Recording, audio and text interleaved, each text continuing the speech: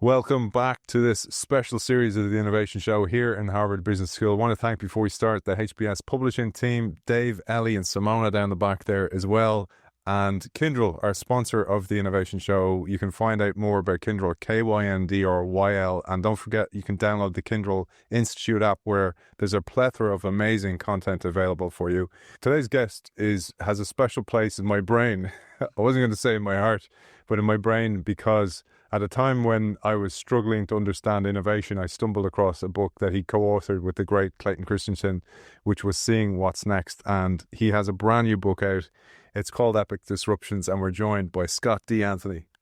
Aidan, it is my pleasure to be here. Great to have you back again, Just man. sad it wasn't a special place in your heart. I mean, special place in your brain is great, but heart would be You're getting better. there, man. You're getting there. Well, I have something which might give me a better place in your heart at the moment. So a little gift from Ireland. This is a special whiskey you can't get in the States. That's for you, man.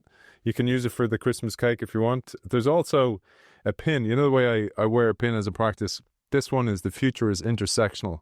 Not quite innovation happens at the intersections, which we'll talk about in this series today. And then the last thing is, I know you're a huge Pearl Jam fan. So a book of Pearl Jam song lyrics as well. So that's another little Christmas gift for you for under the tree, man. One of the running family jokes is that I have lyricosis. I do not actually know the lyrics of any song that I like. I just kind of mutter. So this will be great help. Thank you very much for all of these great gifts. A pleasure, man. It's great to have you. We're here to celebrate this book today, Epic Disruptions. But I thought one of the things you call out in the book is a lot of what we consider as resistance from people in any kind of transformation effort is actually a misunderstanding or misalignment on terms that you're even using, like the term innovation in the first place. But you call out these terms like innovation, disruption, and disruptive innovation. And I thought we'd be on the same page for these two shows by getting your definition of those terms. So let me start at the top with innovation. So innovation I define as something different that creates value. It's a very simple and intentionally broad definition that you can break into two parts. Something different is vague. It creates space for big bang things like hypersonic planes and day-to-day things that make the world a better place. Both are forms of innovation. Creates value reminds people that innovation is different than invention and creativity. Those are ingredients in two. But until you are producing revenues, profits, have more satisfied employees, whatever, in my mind, you have not innovated. So that's the baseline of innovation. Disruption or disruptive innovation then is a category of that. Let me illustrate that with a short little story. So my father was born in 1947. In 1947, there was one computer in the world. It weighed 20 tons. My father would never hope to see it. I was born in 1975. Now there are tens of thousands of computers in the world. Mini computers, largely in large corporations. They're still complicated and expensive, so I would never see one. My daughter Holly was born 18 years to the date in 2007. Happy birthday, Holly. Happy birthday, Holly, indeed. In 2007, now there are hundreds of millions of personal computers and laptops. And of course, that's the year where Steve Jobs and team introduced this, the first version of the iPhone. Now there are billions of computers in our pockets and our palms. That's disruptive innovation. Take things that were complicated and expensive, make them simple and affordable, change market dynamics, drive explosive growth. So those are the terms of reference for the conversation. Brilliant. And they're so important for the book. They echo the whole way through the book, where Scott gives us an example of an epic disruption and then applies it to the modern world and applies it to those themes as well. In Clay's research, he highlighted two types of innovation: sustaining innovation and then disruptive innovation as well. I thought we'd just give the contrast of those things because, again, a lot of executives, even in organizations, think they're talking about the same thing when they're going, we are being innovative. And you're kind of going, you are, but that's a different type of innovation. No, exactly right. And what you said, it just hits the nail on the head. The executives are correct, but they're limited. They are doing one thing well, but they're missing something else. So Clay had this very famous line diagram that first appeared in the mass markets in 1995 in a Harvard Business Review article co-authored by Joe Bauer, who you, of course, interviewed many times and was the thesis advisor to Clay and the co-author of the first article. And that line diagram showed the two forms of innovation. One moves you along an established trajectory in a marketplace. Clay and Joe call this a sustaining innovation because it takes that which exists and makes it better along dimensions that historically mattered to someone. So if you go back to the Apple iPhone, when version 17, 18, 19, 20 of the phone comes out, each time it sustains the foundation that Apple built. It's better performance along the improvement trajectory that Apple established. A disruptive innovation disrupts and redefines performance. In the diagram, it actually has lower performance along the dimension that historically mattered in the mainstream. So if you look at the original Apple iPhone, if you compare it to a computer, a lot less processing power. If you compare it to other phones, a lot lower battery life, a lot worse ability to interact because it didn't have a physical keyboard. So it lowers performance on one dimension to give new benefits along other dimensions. And that's what makes it disruptive. Number one, it redefines performance. Number two, to the market leader, at first it looks inferior because it's offering worse performance along the dimensions that they care about. That's why Clay called his first book The Innovator's Dilemma. Those disruptive innovations don't make sense to the market leaders. They don't invest in them. They ultimately get better, and they cause all sorts of trouble. So let's bring that a little bit more to life. The idea of the sustaining innovation versus the disruptive innovation, it's really a context change. And the best way I read about it actually was in another one of your books, Dual Transformation with Clark Gilbert. And Clark talks about that as well, that you're successful, but it's now the context that has changed because of this new technology, for example. I think that that's a nice lens to be able to see it differently and kind of going, okay, now I understand that they're not existing on the same plane anymore.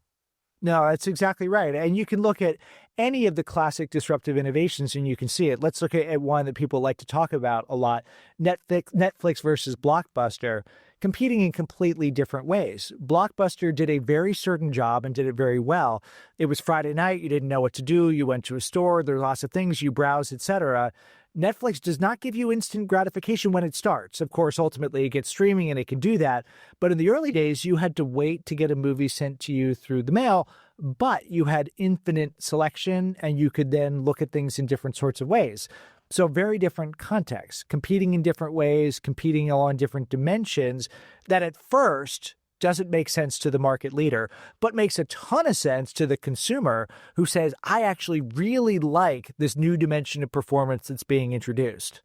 One of the terms, again, and this is going back to Innovator's Dilemma, was the idea of a value network. So, for example, I, as Blockbuster, don't see any value in Netflix. And I'm kind of going, there's very little margin there. There's very little market there.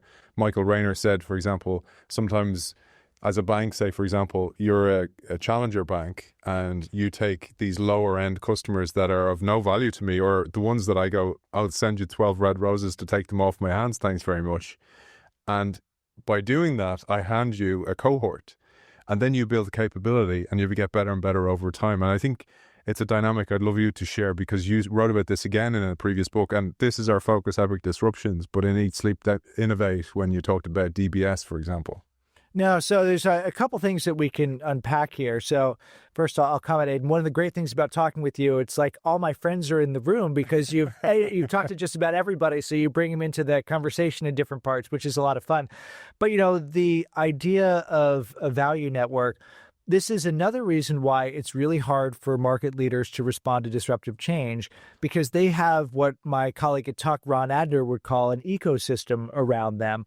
They've got all these reinforcing things. They've got suppliers, distribution networks, and so on, all of which work really well to deliver today, but don't do really well when you're trying to deliver tomorrow. So you have to fight not against yourself only, but against all the people that you're working with if you're trying to do something different. So it makes it doubly difficult. And then you've hit on something really important that Ron also identified in his doctoral research, this kind of ugly word called asymmetry, where a market leader doesn't want to do the exact thing that an entrant wants to do. So when Michael Rayner is saying, hey, you get the challenger bank going after the underbelly of the industry, they're motivated to serve that market tier. The market leader is motivated to exit that market tier. And the problem, and this is what Clay identified in his research, is technology develops faster than people's lives can change to utilize the advancements they provide. So something that's not very good in the beginning and can only serve those worst customers gets better, gets better, gets better, gets better, to the point where, like Netflix, it can provide both infinite content and immediate consumption, which it couldn't do in the beginning, but as it went up its own improvement trajectory, it was a better solution than the market leader. So that asymmetry makes it really hard because it appears to be pretty rational. The market leader says, I'm going to leave my worst customers behind. People who invest say, great, your profitability is going up. It looks like you're a better business. We like all of that. You go to the next act and it still looks good until it doesn't. And that, again, is the essence of the innovator's dilemma. You mentioned there about iPhone 17, 18, 19, 20. And the point, again, you talked about in this book, but also talked about with Clay, which was overshoot. So when does it come to a point where, like, oh, you know what, it was okay when it was 17? Or the fact that it's 17 and the fact that, say, Holly turns 18, she has a new iPhone, you go, well, actually, we'll give her like a cheaper phone because she's going to break it. You know, that challenge that you go through as a parent, and you're kind of going, I'll just give him a cheaper phone because I don't have to change the screen or whatever it is. Overshoot plays a role there. And it's another term that as a strategist, you have to really understand. Absolutely. And as you described, it is one of the big drivers of the innovator's dilemma, because you do what you're supposed to do, which is you listen to your most demanding customers, you innovate to meet their needs, you put the pedal on performance improvements, you make it better and better. Everyone applauds until they don't. And I really do think we're getting there in the smartphone space. I can't really tell the difference in the camera between this version that I've got in my pocket and the version before. And Holly's not the one I worry about breaking her phone. It's her 14-year-old brother, Harry, that is the one we worry about. Although he has demonstrated to me how tough the phones are, Yes, because it has fallen and cracked so many times you can actually see through the back of it, but it still somehow functions. But it's a different topic. But, so as you get to the point where people no longer will pay premiums for improved performance, it creates the possibility that maybe someone comes up with a completely different value proposition for a phone. Or maybe there's a fifth wave of disruption coming in computing. We've gone from mainframes to minis to personals to phones. Is there a fifth? If you watch Black Mirror, the AI device ends up being the thing that we put on our forehead. Johnny Ive and OpenAI, who knows what the heck they're going to come up with. We'll see. To finish the terminology and get us all on the same page, there was also two other terms, and they showed their face in a lot of the books. One of them you talked about before was the idea of a non-consumer. And if there's a disruptive innovation, that may kill a market, a creative destruction, Joseph Schumpeter, but also creates a brand new market and kills a market. So in Prosperity Paradox, with Afoso Ojomo, Clay wrote about this, where it's market creating disruptions as well. So maybe those two terms, non-consumer and market creation. The two are two sides of a coin. So the idea of a market creating innovation is that you are going and breaking a barrier to non-consumption to allow a broader population to enjoy something. And I remember back in the days when I was a consultant, we would use the acronym SWOT. There are other ones that are out there, but SWOT is skills, wealth, access, and time. Those are barriers that can sometimes make it hard for people to consume. You need expert skills. You have to have a lot of money. You have to go somewhere to access something, or it takes a lot of time to consume. I think one way to visualize this today is a very popular use for things like ChatGPT is for therapy, because many people either don't have access to, can't afford, or maybe don't want the social stigma that can sometimes come from seeing a therapist. You're doing something in your pocket with your phone. It's a very different sort of thing. Or you're in a market that doesn't have a developed healthcare system. All of a sudden, through artificial intelligence, you have access to someone who can provide health advice. It's pretty classic non-consumption driving growth in very different contexts. And non-consumer, like if we keep it in the phone example, where say I'm Xiaomi or one of these competitors, that I come up with a phone to Apple, they look at it and they go, that's not anywhere near as good as our ecosystem. But actually, Xiaomi aren't competing with that. They're competing to be just good enough. And I think I love this, where you taught me this, and it really stuck with me, was the idea that, well, that's actually your biggest opportunity, if you can actually go after that marketplace that's good enough. I think about this, for example, in Ireland.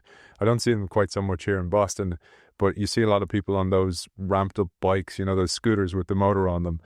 And you often see a lot of immigrants in Ireland who have work because of that. Because now they can be cleaners, now they can be au pairs, they can travel places that they couldn't get to perhaps on public transport. But that is a competitor to a car, even though the automobile industry might not see it, but it's a different context once again. I'm smiling for a range of reasons. One is you see a lot of those scooters where I teach up in the Great North in Hanover, New Hampshire, because it solves a very important problem. How do I cut a 25-minute walk across campus, which in the middle of winter, when it can be minus 20 Celsius, that's actually a big deal. How do you cut that time down to 2 minutes? And it solves the problem very nicely, except for when there's big snow. So I was smiling about it for that reason. And also, if you go back to the Innovator's Dilemma, the appendix of the Innovator's Dilemma talked about electrification and how that might take root with a stripped-down, simplified vehicle that people would use in neighborhoods. I didn't quite get it right because, the world works the way the world works, but you certainly see echoes of that story in the way that people are using mobile devices today. And you did see, Tata would have read that, for example, and they tried something like that. I know it didn't quite work out, but we are seeing the echoes of that happen across the industry. Right. We can spend hours talking about automobiles, but, if you look at what many of the Chinese auto manufacturers are doing, driving massive disruptive growth that we are largely blissfully unaware of here in the United States, a lot of it is this play. How do we come up with something that isn't a car that you're going to take on 100-mile commutes every day, but something that allows you to get around town in different ways? And if we can make it affordable enough, the continent of Africa is ours. And that's something that the world, I think, doesn't fully recognize, but will be a huge change in the automobile industry in the next 10 or 20 years. One of the examples of that I read in both your work and across Clay's is the Honda Super Cub. Maybe we'll share that with an audience. It's a great example. A great example, too, of the idea that I do talk about in the book of emergent strategy. So the idea is sometimes you do deliberate strategy where you study, plan, and act. But when you're dealing with disruption, you're dealing with nascent markets, it's test, learn, and adjust. And the Honda Super Cub emerged from people in the United States going and using it on weekends. And then this whole idea for you meet the nicest people on a Honda emerges, and it becomes this very powerful growth business, not competing against Harley Davidson for high-end motorcycles, but as something that's fun, enjoyable, that you can use on the side, which was not the plan at all. It emerged almost accidentally because people had nothing else to do over the weekend. And this story that unanticipated things uncover opportunities to build big disruptive platforms is a really consistent one throughout history. And it's important, Lens, again, to read your book because you see in the examples that you give, like we're going to get into Gunpowder now, for example, that the people who were playing with it were literally exploring with it. They were trying things out and they might stumble upon a use. But if you're a company locked into your trajectory of exploiting the current curve that you have or overshooting the curve that you have, you miss those opportunities. You're not doing emergent strategy anymore. And that's kind of that dismembering of the curve you're on, exploiting that one and exploring a current one is broken in a lot of companies. So therefore they don't come across things and they may reject it, like we'll find out now with Gunpowder. So maybe that's just a little introduction for Gunpowder. I also loved the story of Joan of Arc in this story because the fact that she wasn't a seasoned professional in that field, and because of that she had a beginner's mindset and she was open to emergent strategy as well. And because of that, she then said, how do I use this new technology in the way that it should be used? Versus people who were trained in using horses and swords and all the things that characterized warfare up until then. It's hard to unlearn things. That was true in the 13th century, the 15th century, whatever. And it's even more true today.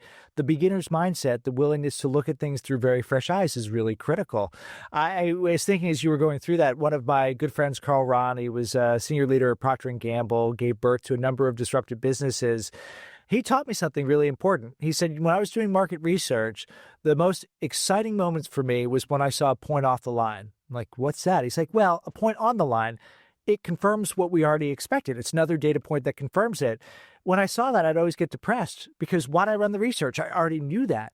But if I see a point off the line, what Clay would call an anomaly, that suggests maybe there's a completely different plane out there, a completely different possibility. And that's what you see in gunpowder. Gunpowder 142 AD is the first reference to someone mixing together sulfur, saltpeter, and charcoal in the right proportions and creating this explosive concoction. But it wasn't warfare where it started. It was alchemists and philosophers who were looking to elongate life. Then it goes to magicians who are like, "Ooh, smoke bombs. That's kind of cool."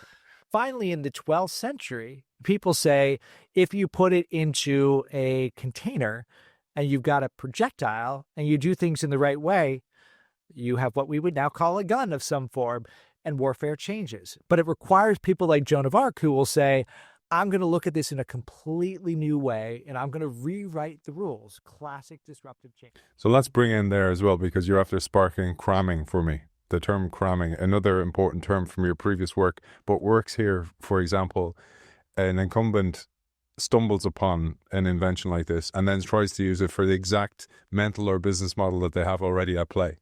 And you see it, if you look at some of the early things people were doing with now what we now call guns, you try to jam them onto knives and you create these hybrids that don't really work because you really need the ability to think about it from a blank piece of paper. But, cramming, the idea is we'll take the disruption and we'll try to force fit it into the market that we already know and we already understand. And that's not what the disruption wants. The disruption wants the space to go and take on the form that it should take on. You create these ugly hybrids that don't work very well when you try to force fit them in. The innovator's dilemma. It's the natural tendency for the large organization that keeps looking for ways to sustain, whether it's an organization or a general on a battlefield. This is our first instinct. We need to turn that instinct off and look at the world through fresh eyes to go and create the future. It's very difficult. I was talking to Gary Hamill. He studied the structure of paradigm shifts, but also the history of military strategy. And with military strategy, that term, the generals fighting the last battle, that he gave this example of, for example, when there was a shift in technology from bow and arrow to muskets, that they still followed the same formation, which is one behind the other. So I'm standing behind you and I'm shooting my arrow in the air, but this time I have a musket. And it's like, Scott, just turn to the left there a little bit. I need to take my shot. And they kept the same structures. And it wasn't out of people dying on the field for the lack of a proper structure that changed it. It was the death of the generals. So it was that whole idea of the Planck's principle that the former generation dies out before the cramming disappears. So I use that as a way to think about gunpowder and how the Byzantines dismissed the opportunity. So back to what you said earlier on, the incumbent misses the opportunity. They often turn it away, even though they have a huge opportunity with it. And you see this time and time again. So sets us up nice for the Byzantines, the wall, and Urban.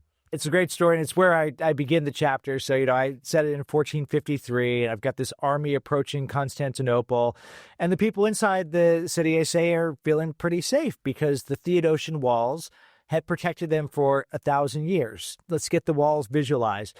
There's a moat that goes around them, a literal moat. In strategy today, we talk about moats defending our business. This was a real moat. 2 sets of walls, each are 15 feet thick. 96 towers buttressed the walls. Those walls had stood, again, for 1,000 years, repelling attacker after attacker, but that was before. As you mentioned, this gunner named Orban appears the year before, and he goes to the Byzantine Empire that's inside the walls and says, I can build for you a cannon to defend your city. They pass on the technology. He then goes and brings the very same technology to the Ottomans that had been trying for 100 years to sack the city. They say yes. So imagine how it feels. You're inside this city. The walls had stood for 1,000 years. You now have a half-ton cannonball flung over a distance of a mile, crashing into the walls. The walls collapse in 47 days. The city falls. Disruption changes everything. That was true in 1453. It is still true today. The question I then ask audiences when I tell this story is, what's your equivalent to the Theodosian walls? The defenses that you built that worked brilliantly in the past, but are now no longer effective against the disruptive onslaught you are now facing. And every organization has a parallel to that. I opened today with saying how reading your work, and it was the first book I really read on disruptive innovation, my first understanding. I read it before even the Innovator's Dilemma. And what it gave me was a way to actually think about it in a framework. And when you think about the Byzantines and Urban coming up and offering this thing, there was no literature to go, wait, let me just check what the literature says on this. There's no podcasts, there's no data in the world. And you say, well, you would have somewhat a bit of empathy for them turning it down because there was no precedent to lean on. But if you're a business today, there's precedent after precedent after precedent, and we see the disruption happening over and over again. But yet, it's very hard to read the label when you're inside the jar. An example you give in the book is Nokia. I love the way you set this up with the endorsement on the jacket of the Innovator's solution with Michael Rayner and Clayton Christensen. It's a kind of sad story, right? Because, Nokia, I try and tell this to my MBA students. They have no idea what I'm talking about now. That's time marches on. But at the time, 2005, 6, 7, 8, they are a titan. Everyone's looking at them as this fantastic, innovative company, which is why they were one of the endorsers of the Innovator solution in 2003, because they're a market leader that had pioneered the mobile phone and had dominant market share, who totally blew it when Apple and Google and others came in and changed the paradigm in the mobile phone industry. And, as you said, I certainly lots of empathy for what happens in 1453. Who knows? But at this point, people should know better. And I think Nokia is an interesting story. You, I know, have talked to Quy Huy from INSEAD, who is coming soon. It hasn't been aired yet. Yeah. So I won't give it away. No, it's okay. I won't give it away. Tee it up, man. Tee it up. He has done really fantastic work to explain what's going on. And what you see there as you go deeper into it is culture matters a lot. And the way organizations share information and make decisions based on that information is really important. When his research, Clay, in the Innovator's Dilemma, said the enemy is the resource allocation process. Naturally, it allocates to today better, not tomorrow different. People are the ones who drive the resource allocation process. And people can be weird, very weird. And the things that they do can be unpredictable. And Nokia, I think, is an excellent case study for how things can go horribly wrong. One of the things I learned through that work with Quy Huy and Anti-Fury was that there wasn't much diversity in Nokia. So you were Finnish, you're usually a man if you're in a senior position. So there was no innovation happens at the intersections neurodiversity wise. And that's why I love that pin. And you talked about that actually as an advantage that you can take advantage of if you collaborate with different people from different parts of the organization. And that was totally absent from Nokia. No, for sure. And you had that, and you also had a culture where bad news did not spread. So bad news was kept. So Amy Evanson would talk about psychological safety. It does not appear that there was psychological safety at Nokia. So the good news in all of this is as we continue to advance, we can understand at deeper levels what drives something like the Innovator's Dilemma. I remember back when I was considering getting a doctoral degree, which I ultimately decided not to do, Clay's advice to me is make sure you go in with a good question. If you go in with a good question, it's very easy to do. Clay went in with probably the mother of all questions, which is, why is it that smart, well-run companies fail? That's interesting. Why bad, poorly run companies fail? Uninteresting. They fail because they're bad and poorly run. But why smart, well-run companies fail, we're still trying to understand that. So Clay gave us part of the answer, but not all of it. So we're continuing to unpack it, and the great work that you and all the people that you bring their ideas to life and help share it, we still have work to do to collectively solve the dilemmas of disruption. Getting closer, but still haven't fully cracked it. The thing I find is, like you said here, so I have actually what this guy, Pekka alla Pietela, I'm butchering his name there. I'm glad you were pronouncing it other than me. I wouldn't even try. I'd say that Nokia person. You know who you're talking about. So this is on the jacket. So he says here, Clay Christensen and Michael Rayner have done a superb job of creating a framework for helping to understand industry dynamics and for planning your own growth alternatives. So that was in 2003 by this guy, the chairman, and he went on to be president of Nokia. And we see that time and time again. There's that quote that history doesn't repeat, but it often rhymes or it echoes into the future. That these patterns are very, very clear. They happen all the time. Yet, so many listeners of the show, so many people who don't have time to listen or read books are the ones who are going to be leading companies as they get disrupted. And that just, I understand how busy people are, but when there's a shift in your knowledge gap and you can actually use new ways of thinking, like I said, that your work helped me with, it's like a new lens, and I look through that lens and I see something totally different. That's been staring me in the face all the time. And that work is so powerful. And it is something that drives one a little bit crazy. I remember there was a moment, it's probably 2005 or thereabouts. I was doing some work back in my old days as a consultant, working with the newspaper company. And we were going to present the results of our project. And we're in the boardroom. And there's a guy who is going to present right after us, just getting ready. And he's clicking through his slides. And I just stand, watch it. And afterwards I say, that's not going to work. And he says, why? I said, it won't. Trust me. Never has, never will.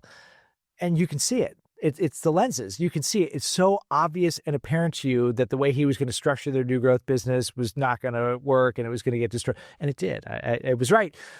The challenge is when you can see it and other people can't, it becomes really hard. This is one of the things Clay would always preach. You need a common language to be able to get through things like this. You need to be able to give people models, tools, frameworks, theories so they can have conversations. It takes time. Because, this person was a very successful executive, but they went to business school 30 years before. They learned Michael Porter's forces of strategy, but they didn't learn what happened when things changed in those forces of strategy. My hope, Aidan, for the future is people now who are starting to get into senior positions all have taken a version of Clay's course. So we will have a generation that understands it. And look, you are seeing some examples of this. If you go back 20 years ago, the safe bet would be Microsoft, done. Facebook is going to miss what happens on the mobile phone and messaging. Apple, there's no way it can continue to grow. Google, search advertising is good, but, forget it. And in all cases, those organizations have seemingly fought against pieces of the innovator's dilemma and emerged as much stronger organizations. So that's interesting. That might even be an anomaly to Clay's original research, one that's worth continuing to unpack and understand. Yeah, and shout out to your co-author as well with Eat, Sleep, Innovate, Paul Cobbin as well, and the example of DBS, which is in Singapore as well. I'll leave you to read that or listen back to that episode. You mentioned about the magicians using the gunpowder or trying to figure out saltpeter and all these basically ingredients for how to actually work with gunpowder or to create it in the first place.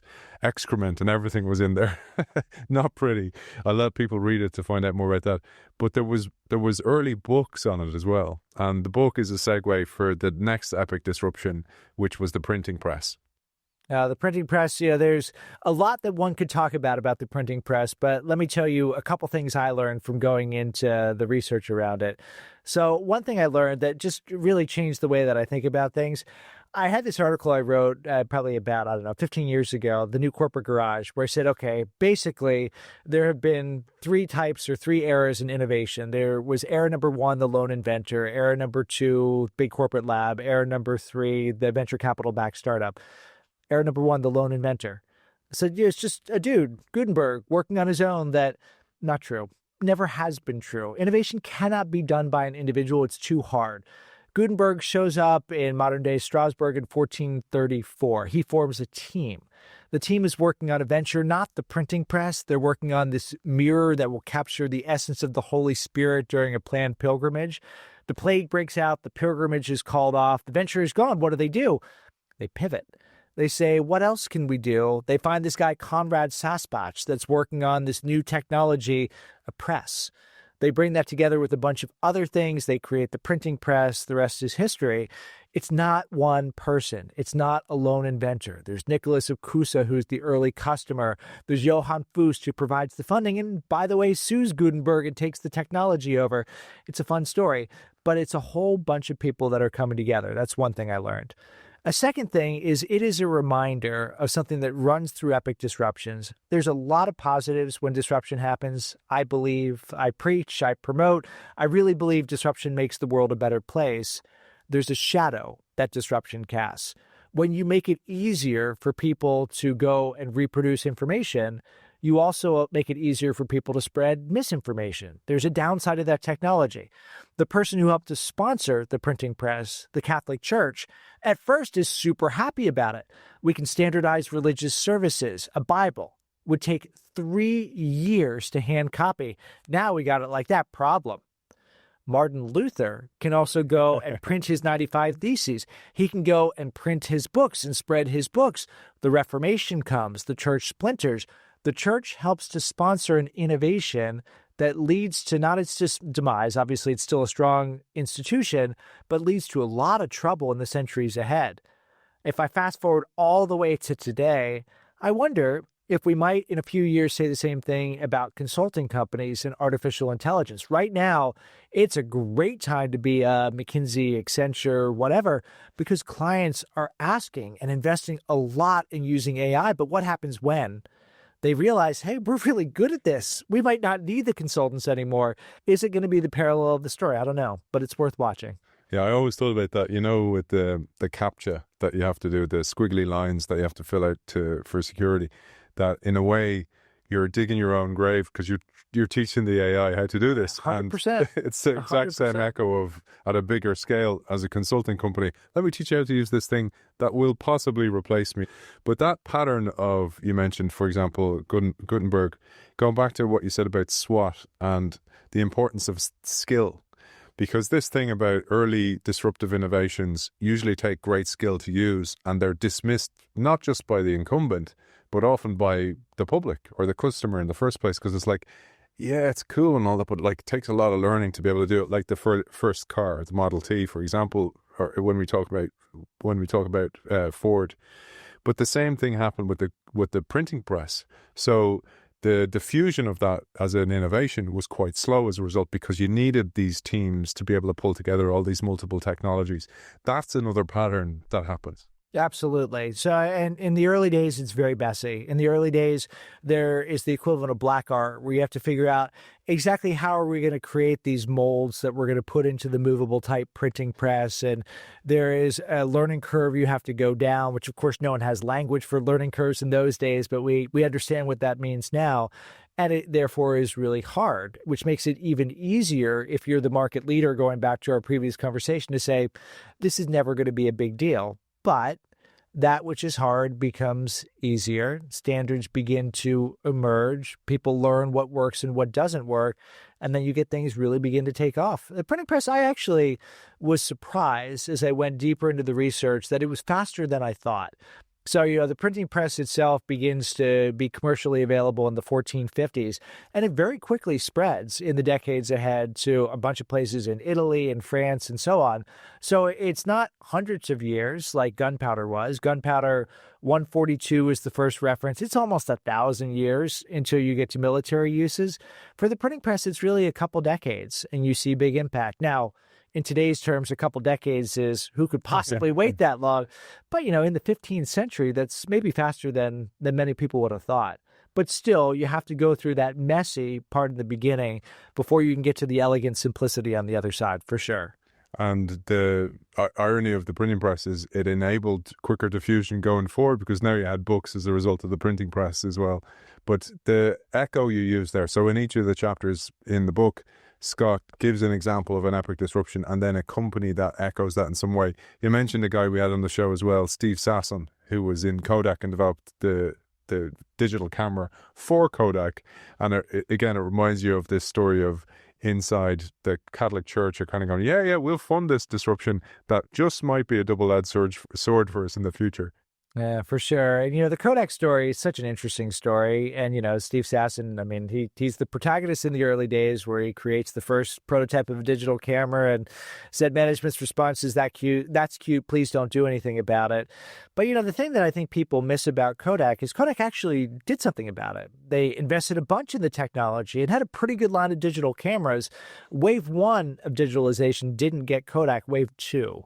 When it disappeared into mobile phones through social networking, Facebook, and then Instagram and so on, that's what got Kodak. And the thing that makes that even more interesting is Kodak was there. 2000, 4 years before Facebook exists, it buys Ophoto, a photo sharing site.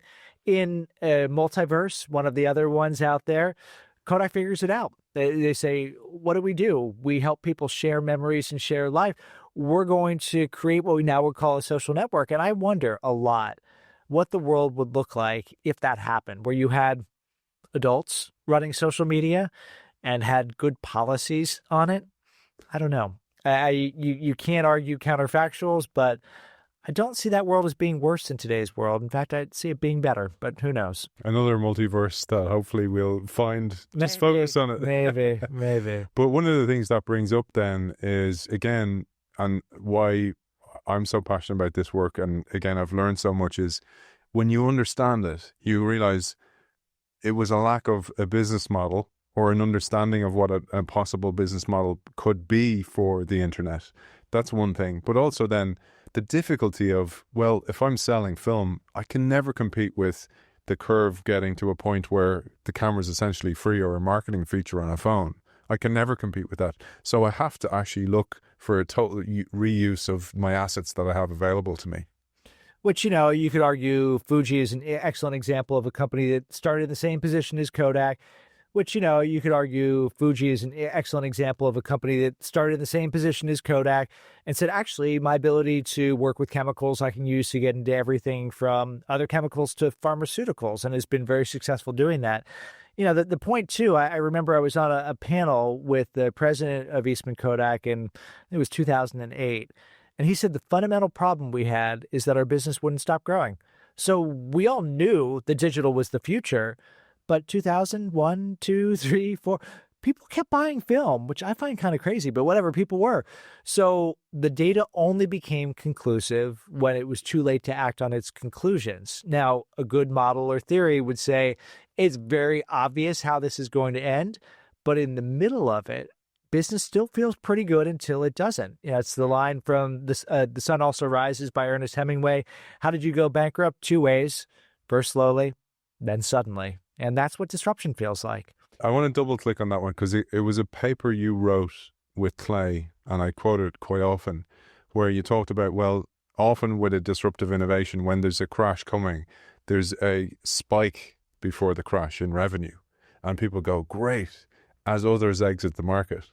No, and this is another thing that makes it hard because the data, the signals, take an example back to mobile phones. I stole this from Rita McGrath because she did it on a course that we were doing for a company in Singapore.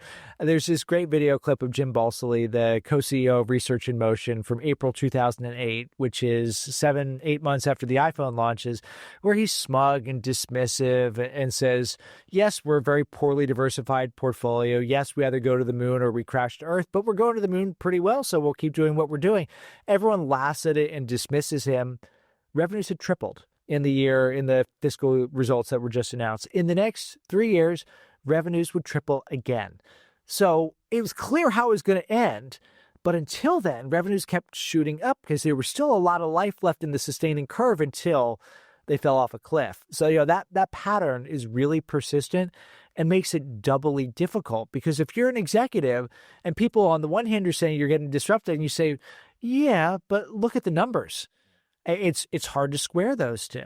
Yeah. And by the time you get to here, then you got to make the big investments, but it's too late because you need to make the big investments here, not here. And that speaks to then capability building as well. It's not just the revenue or the resource allocation.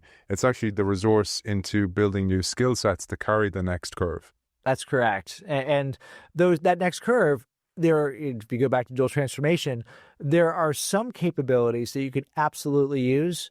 But most of the capabilities you need if you're going to do something different, take Kodak, if it really were to go into social media, its ability to manufacture at scale, its ability to do retail distribution, wholly irrelevant. You have to do completely different things when you're working on a new business model. And the hard thing for an incumbent is they want to take their old capabilities and port them to the new. But not only are they irrelevant, they will hold you back in many places. So you have to forget a lot. My colleague at Tuck, Vijay Govindarajan, would talk about this. You have to forget a lot. You have to learn a lot of new things and be very selective in what you borrow from the current business. While you said it, I'd love you to share the ABC of dual transformation. So we're doing all the greatest hits here, but it's the greatest hits of Scott Anthony. Yeah, no lyrics, no lyricosis in this one. So the ABC of dual transformation. So dual transformation book that I wrote in 2017 with Clark Gilbert and Mark Johnson. And it's the answer to what do I do if I'm a large incumbent and disruption strikes? The answer, thankfully, is in the book's title: Transformation, Fundamental Change in Form or Substance, Dual, not one effort, but two. A. Transformation A, reinvent today's business to make it more resilient in the face of the change. This is Microsoft going on to the cloud, making sure that all of its software is available on any place that you could access it. Transformation B, getting on the new curve, going to create tomorrow's growth engine. This is Microsoft getting into artificial intelligence and lots of new spaces. C, the capabilities link. Transformation B is not unrelated diversification, where the only thing you're bringing to the table is cash. It is strategically related diversification, where you say, hey, we're Microsoft. We understand the customer. We understand the buyer. We understand how coding works and so on. We've got some unique things that can allow us to incorporate something like OpenAI into our solution better than anybody else. So you find smart ways to link those capabilities and do things that few startups could do. So A, transformation A, reinvent today. Transformation B, create tomorrow. C, the capabilities link, very thoughtfully sharing selective assets between those two. Nicely done, man. And I've done it a couple times before. This is like play creep, play go. One of the... It's the equivalent of even flow, but yes. I was wondering what the Pearl Jam equivalent was. But the C also, one of the things I picked up from that book was it's not just capabilities linked between A and B, but it's also communication as a leader. Incredibly important. I think one of the things that people will miss in transformations that you need to have, and Mark Bertolini from his days in Aetna, I think, explained it better than anyone else. You need to have a very clear vision of what you're trying to do, and you have to be able to convincingly communicate that in the right way to all the people you need to communicate that to. And it will be different when you're communicating to your shareholders than it will be to when you're communicating to your call center employees. And the thing that Mark Bertolini would say is you'll get tired of talking about it. You'll feel like you're saying the same thing over and over again, but you have to, because Clay would say this: people don't learn when you want to teach them. They learn when they're ready to learn. So you have to make sure you meet them in the moment and relentlessly repeat something that is simple enough that they can remember, but powerful enough that they want to follow. Yeah, and you have to not be embarrassed, don't you? I think sometimes leaders are embarrassed. They're kind of going, oh, I'm saying this ad nauseum. You're kind of going, you are maybe to the leadership team, but the rest of the organization don't know that story. I totally agree. And I shake my head because, one of the things that we were driving around 16, 17 was coming up with the statement of purpose for Innosight. And we came up with something, and I thought it was really awesome. And then I'm like, okay, we all got it. Let's go and do it. It did not soak into the culture and empower forward-thinking organizations to navigate disruptive change and own the future, because they didn't feel it as much. And I felt like I said it at the town hall meeting, so everybody should understand it. That was not enough. It needed to be repeated again. My colleague, Natalie Painchot, who was one of the co-authors, as you know, of Eat, Sleep, Innovate, did then phenomenal work to go and do what we should have done in the first place, which is repeat, reinforce. Then people begin to get it. But it took an extra 3 years. Yeah, you win or you learn. I like that as a motto. One of the last things on Gutenberg, which is really interesting. So I'd say it was great fun actually understanding these disruptions, going into the historical side. So you balance really nicely that historical. Don't go too deep in the historical side, but pull out some threads that are interesting. One of them that was interesting was a pattern that repeats time and time again, which is when the founder either gets shafted by the investor. I don't know what a better way to say that is. You nailed it. But this happened with Fust and with Gutenberg, because Fust's name was on it as the inventor in the early days. Yeah, I had no idea. This is something I discovered in the research. So every innovation needs money. So these things require funding. They required funding from the very early days. So Gutenberg goes and finds this merchant, Johann Fust, and Fust makes an investment in the business. Gutenberg maybe gets a bit distracted in a couple of places, slips a couple deadlines, and right as he's about to have the first Bible come off the press, like the big moment, Fust sues him and says, you didn't meet the terms of the contract. I should take ownership of this. And he wins. So he is kind of not that much of a mercenary. He lets Gutenberg keep one press so he can produce the Bibles. But then Foos is the one that scales the technology. And for centuries, he is the name people associate with the printing press. It's a couple centuries later that people go way back in history and say, wait a second, this was the funder, but not actually the creator, which is why today we remember and celebrate Gutenberg and not Foos. But, this is something that does repeat throughout history. If we look at a reasonably controversial figure, Elon Musk, he was not the creator of Tesla. He came in a little bit late and then rewrites history to a degree where people make him the creator of Tesla. History is written by the victors, always been true. Absolutely. And one of the nice segue that it one is for Bacon, because a lot of Shakespeare plays, we believe, were possibly written by Francis Bacon. Bacon is one of your next epic disruption elements along with Boyle. So this was a very different chapter. And, there was one version of the book where I did a couple products and then would do ideas, couple products and ideas, couple products and ideas. And that ended up getting overweighted. So we scrapped that version of the book. So we had one chapter in the end that's really not a product, not a service, but an idea. And that's the scientific revolution. And, the way I start the chapter, it starts with probably my favorite historical find for the book. I'm sure you like this one, the 1548 proclamation by King Edward VI. Couldn't read it though, but yeah. It's illegible. Ye old English. Yeah, indeed. But it's a really cool thing. Not cool, really interesting. 1548, King Edward VI issues a proclamation, and the proclamation is against those that doeth innovate. And at first, it's like, why would the king care about innovation? At the time, innovation was not a desirable thing. Innovators from day one do one thing. They question the status quo. And in 1548, if you're questioning the status quo, who are you questioning? The king or God above. And the proclamation says God does not like disorder. God likes order. This is bad, bad, bad. So, we have what we call the Dark Ages, where people who are advancing knowledge are burnt at the stake. And some of that gets overblown. And of course, universities are being formed. And in Islamic countries, amazing things are happening with mathematics. So knowledge is advancing, but not very fast. So Bacon comes along in 1620. He writes his big book, Novum Organum, where he says basically, we reveal the glory of God when we understand how things really work. And the way that we understand how things really work is what we now would call the scientific method, which is we will go and form a hypothesis and go and run an experiment, and we will learn and then do something based on the learning. We take all of this for granted today, but that thing, the scientific method, which Bacon helped to develop the underpinnings of, Boyle helped to demonstrate a few decades later when he showed how to run a whole bunch of experiments and learn what happened to atmospheric pressure at altitudes through this crazy device he came up with. That changed everything. That made the pursuit of knowledge a good, not bad thing. That made innovation not a heretical act, but a heroical act. Heroical? Take it. We'll take it. We'll go with it. Don't stop me, he's on a roll. So it made innovation something that really made the world a better place. You then have all the things that happened afterwards, the Renaissance, the Industrial Revolution, and so on, that leads to the modern age. And that idea, that disruptive idea, that we can reframe the way that we think about the search for knowledge, is the beginning of all of that. Beautiful.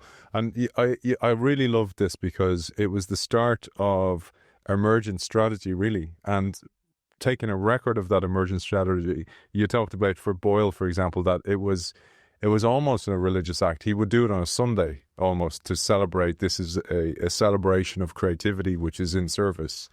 And I love that part, but also that you lead it up to a point to go, well, let's bring it to the modern day. If being an innovator was a defiant act, or you were a deviant because you were innovating, thou shalt not innovate, is that you talked about Benoit Godin, then the Canadian guy who had done deep research on the history of anybody who innovated. People were burned at the stake for being innovators, and we wonder why that epigenetic element has been brought into organizations today. No, and of course, we don't issue proclamations like that in organizations, but many organizations act like they are still in force. And this is something, we talked about Eat, Sleep, Innovate, where the big barrier that you have to face in many organizations is the status quo. It's that innovation is not actually something that people are seeking. You have the quote that I have in that book, and I've had in a couple other books from, I can reveal it now, Mark Pritchard from Procter & Gamble a generation ago, where he said, we are organized to deliver predictable, reliable results. And that's exactly who it the problem. was. I was wondering who it was. That's exactly, he said it long ago. I don't mind saying it. The P&G has done many great things for innovation. So, I don't think I get in any trouble doing this. But, why would that be a problem to organize to do predictable, reliable results? Because the innovation is the anomaly. It's the thing you don't expect. And if you're trying to have everything be perfectly predictable, you never get the point off the line that I was talking about before. You never get the unexpected. You never get the disruptions. So back to dual transformation, you need both. You need an organization that is firing on all cylinders, that's delivering what it's supposed to deliver. And you need an organization that's a little crazy and chaotic and does weird things. You need to proctor. You need to gamble. You need both of those things in your organization. You mentioned earlier on Netflix, and I was going to go there earlier, and I wasn't going to break the chronological order of the book, but I am. So I'm going to go to the end. And towards the end, you talked about McDonald's. And McDonald's really, like the way you mentioned Netflix, was a business model change. McDonald's was a business model change, and it was perfecting a business model, and it was iterating with a business model as well. And I love the way you told this chapter, because it tees you up then to actually think about things differently again, like I mentioned from the work that I've read from you in the start. So whatever way you'd like to tee us up for McDonald's. How about we lay out the basics of the McDonald's story, and then maybe I'll tell you something that I learned after the book came out, which I think is always a fun thing to do. So the basics of the McDonald's story: 1938, two brothers in San Bernardino, California, open a restaurant. Not interesting. There's lots of restaurants. 1948, the story begins to get interesting. The brothers are frustrated, Dick and Mac McDonald. They're frustrated because their restaurant has service where cars would drive in and they'd have people deliver the food to cars. Teenagers were absconding with their utensils. They were loitering. It was taking too long. They couldn't keep staff. So they said, let's try something different. They shut the restaurant down. They simplified the menu down to 9 items: hamburger, cheeseburger, French fries, milkshake, and 5 other drinks. And they implemented what they called the speedy service system. We're going to simplify and standardize how we produce food. This changed everything. They now had something that looks like what we now would call fast food. The story's still not that interesting because it's one hamburger stand in San Bernardino, California. 1954, Ray Kroc shows up. He is a salesperson. He's selling milkshake equipment. He'd heard the store was booming. He had milkshake sales in his eyes. He goes in and he sees so much more than that. He says the brothers are sitting on a gold mine. He leaves not only with some milkshake equipment sold, but with a deal to be the master franchisor for McDonald's. The story's starting to get interesting.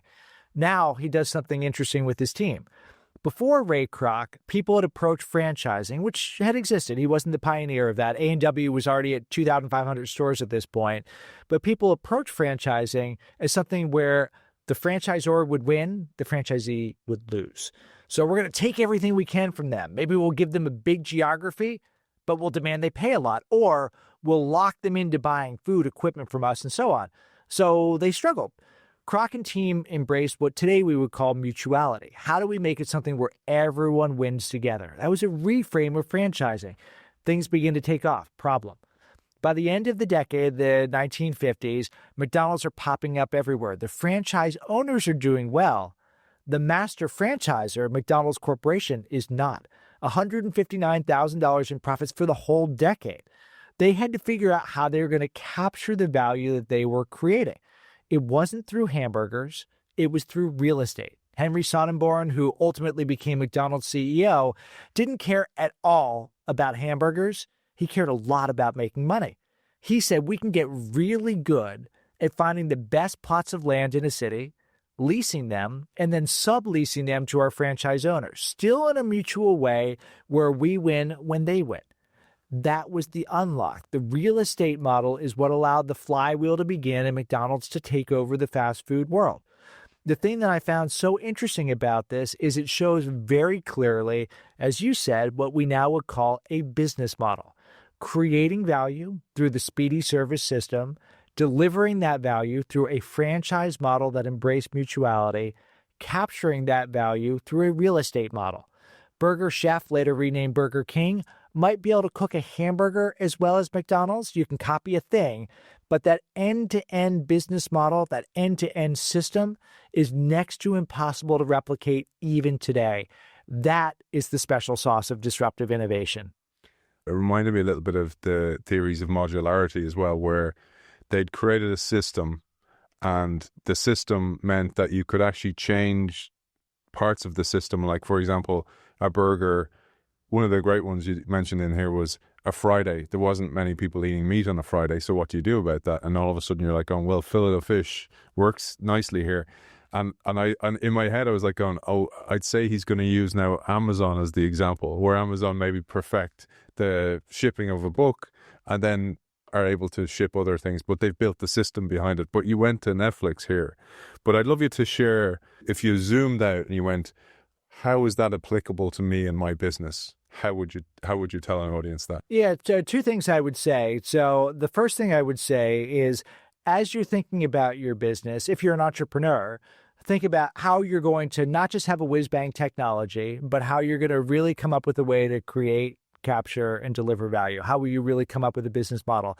If you're an incumbent company, what is your business model? My former Insight colleague, Mark Johnson, in his book, Reinventing Your Business Model, gave very good language for how to describe it. Alex Osterwalder has the business model canvas. Those things exist now, but most organizations still cannot explain exactly how they create, deliver, and capture value. You need to understand it because your business model can be a source of strength. It can also be a source of weakness because it's the thing that can make it hard to change. A technology, a piece, a component, you can change. A business model is very resistant to change. That's the first thing I would say. The second thing I would say, and this is the thing I learned since the book came out, is just pause at that moment in 1954 when Ray Kroc showed up. So the thing that was hiding in plain sight in the book, I was talking to my publicist about doing an article for AARP. I don't know if you know AARP. I don't know if it's come to Ireland, but this is formerly known as the American Association of Retired People, that now is a society for anyone who is 50 or over. And a lot of people in AARP buy books. So my publicist is like, you should do an article. Do you have any protagonists in your book that are older than 50? I'm like, I don't know. I hadn't thought about that. Probably Julia Child. So it turns out she was 50 when she did her first television show. And then as I look deeper, almost every chapter has someone who is older than 50. Gutenberg was 54 when the first, and this is in the 15th century. Wow. Ray Kroc, 1954, is 52 years old. A theory. I don't know if this is right or not, but a theory. There is a pattern here that you can explain by talking about the two types of intelligence that exist. Fluid intelligence, your ability to quickly process and learn new things, that peaks very young and declines pretty quickly. In your 20s or 30s is when you're at peak fluid intelligence. Crystallized intelligence, where you're relying on wisdom that accumulates, that can keep going up until you're in your 70s. The fact that Ray Kroc had been around the block, that he knew how businesses worked, allowed him to see what others might not see. And that's a lot of what disruption is.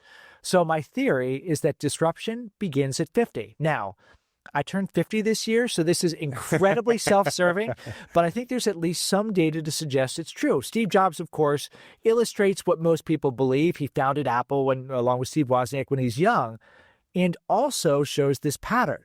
He was 52 when the Apple iPhone came out. It wasn't just the technology. We know this. It's the whole ecosystem he built. And maybe he needed the extra couple decades of experience to be able to really do that. Disruption begins at 50. And also you have the compounding of the information or the knowledge that happens. And I think this term, innovation happens at the intersections, is important. That sometimes these diverse experiences or different groups of people to come together, that's actually the magic sauce. Or even you take the chapter on the transistor. So, you've got three researchers who are working in Bell Labs, Bertain, Bardeen, and Shockley, and they're making progress on the transistor. World War II breaks out. They have to stop working on the transistor. They go to work in other areas. One lens says it's a distraction because they're not working on the transistor. Another lens says it's an enabler because the work, notably that Shockley did on radar systems and so on, gives a different frame to help to solve a really tough problem. So the takeaway I have from it is if you're a leader and you're trying to build the capacity in your organization to cope with never-ending change, don't have a war break out, but find ways to give people diversifying experiences where they've got different lenses to draw on. Maybe it's new functions, new geographies, have people not get promoted to bigger opportunities, but smaller ones where they can be entrepreneurial because it gives them the lens to be able to reframe and reimagine things. I'm going to come finally to Ford, and I think it's a nice segue to Ford. You mentioned that one of the things that changed for McDonald's was now people had cars, so they had to use those cars somewhere, and this was the opportunity to drive through a restaurant. But the car had to come, and the car goes back to what you talked about SWAT earlier on, about the skill. It took great skill at the start to be able to drive a car. You talk, for example, about the Oldsmobile guy driving his automobile up to New York or wherever he was going, and everybody kind of going, "Hey, get out of the way, get a horse." Yeah, the Henry Ford story, the Model T story, there's so many avenues to explore in it. But, a good one to start with is a very persistent pattern in the book is disruption rewards patience and perseverance. And Henry Ford really shows that. So he had a vision. I'm going to create a car for the great multitudes. It required 3 companies. So the first company he formed, he was fired from. The second company he formed, he quit. The Ford Motor Company's number 3. His breakthrough car was the Model T. He liked his letters. So there was an A, B, C, D, et cetera, before there was a Model T. So it wasn't like this idea emerged fully sprung from his head, emergent strategy, as we talked about. It took a lot of trial and error before you get there. The Model T came out in 1908.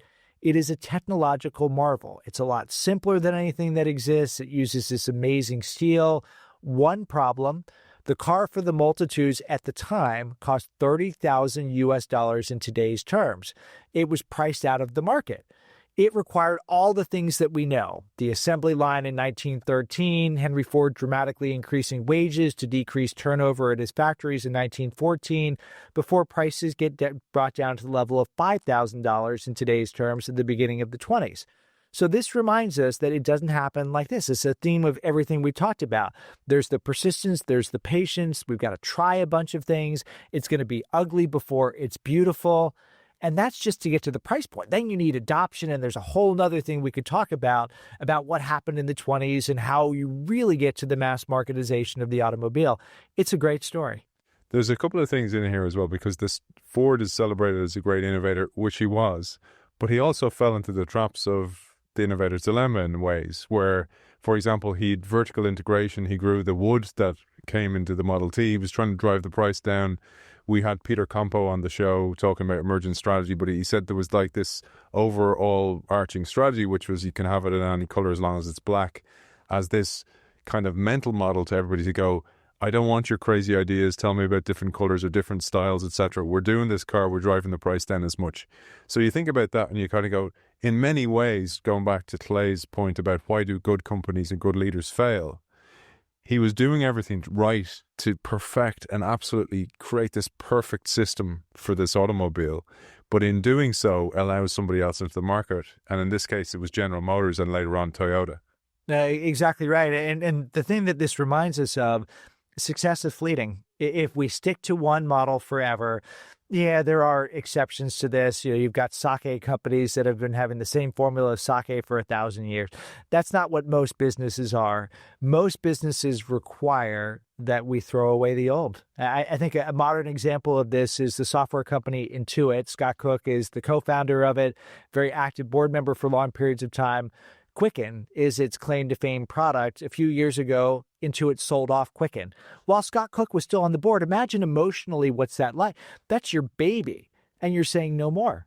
But that's the right thing to do if you're trying to create an organization that will sustain from generation to generation. You got to be willing to say goodbye to the past. You got to be willing to say, you know what? It was right for a period of time to have the car only be black, but that was yesterday, and today is a new day. Emotionally, that's incredibly hard. In the chapter on Bethlehem Steel, I talk about how organizations are haunted by ghosts. Those ghosts of the present, the patterns that you follow in your organization that you're not aware of, make it really hard for you to do this. The ghosts of the future, where you worry that change will invalidate your identity. We are the company that created the industry by focusing in simplification. If we do something different, is that who we really are? those are really hard things to overcome. So I have lots of sympathy, empathy, other things for the people who have to deal with it, because it's a really, really hard problem. But if you want to create a thriving enterprise through disruptive change, you got to be willing to tackle those things head on. And you do such a great job in this book of doing that, because the book brings you on lots of journeys. What you do brilliantly is you give the kind of pattern, and then you see the pattern and you go, well, this is just like what happens in this company. So it has each element has an echo in today's modern world as well. For people who want to find out more about you and the book, where's the best place? So social media wise, I live on LinkedIn, so you can find me on LinkedIn. There is a companion website to the book, Epic Disruptions, plural with an S.com, that has all sorts of information about the book and where to find it and all that. And of course, they could find me on your show, since I think this is how many times have I done this? I think we're 5. Yeah, number 5. Yeah. So, we're going to do a series at some stage. We'll go and we'll do them chronologically at some stage, and we'll be very fluent. We'll probably actually be able to do it in one show. I think we should have some of this for that show. I think that will help a lot. But Aidan, it is a true pleasure. I always enjoy our conversations. It's a pleasure for me. And I want to thank the team here at HBS Publishing.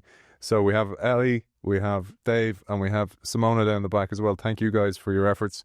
Kyndryl, our sponsor, thanks for all your efforts for the show as well. And to our guest, the great Scott D. Anthony, author of Epic Disruptions, thank you for joining us. Thank you very much.